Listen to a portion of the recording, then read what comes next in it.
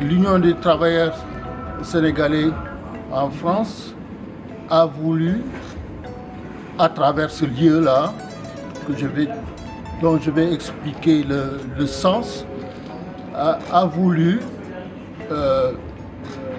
témoigner de la présence de la diaspora africaine depuis très très longtemps à Bordeaux et puis dans les environs de Bordeaux. Ça, c'est le premier point.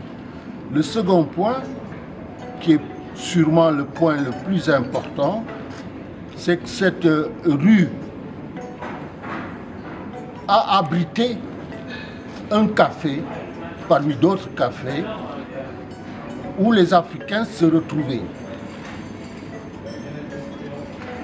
Recréer une sorte de groupe primaire de solidarité, etc., etc. Et dans cette rue, il y avait un café, précisément. Le nom du café, c'était chez Fodé Touré. Fodé Touré.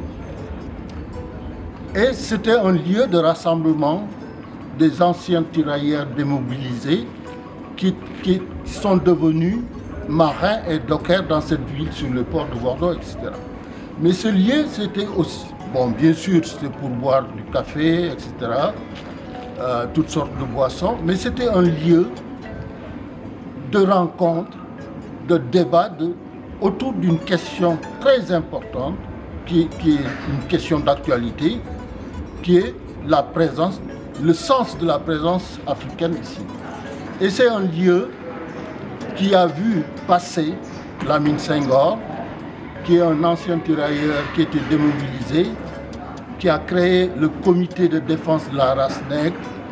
Et après sa mort, il y a quelqu'un qui s'appelle Kemoko Garankouyaté, qui a créé la Ligue de défense de la race nègre. Ces deux personnages centraux de l'histoire de la présence africaine en France, parce qu'ils se sont aussi déplacés au Havre, à Marseille, etc., et à Paris, bien sûr. Ils se sont mobilisés pour faire advenir quelque chose de très important à l'époque.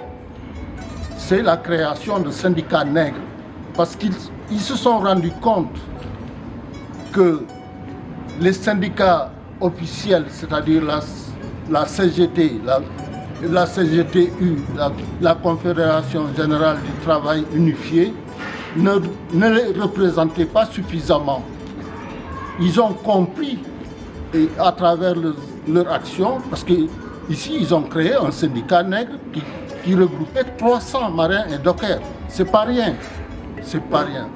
Et donc, on a voulu témoigner, à travers notre présence ici, du travail qui a été entamé par ces leaders, qui sont quand même des leaders très importants d'un mouvement qui